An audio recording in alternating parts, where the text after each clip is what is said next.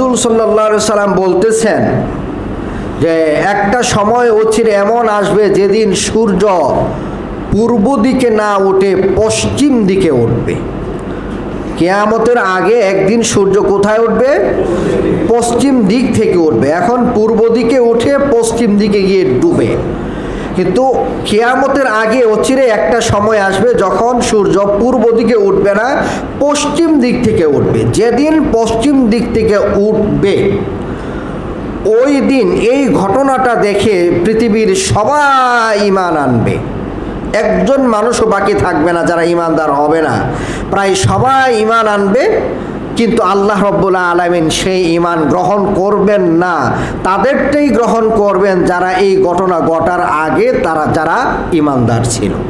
তার মানে এই ঘটনাটা ঘটার পর আর তওবা আল্লাহর কাছে কবুল হবে না।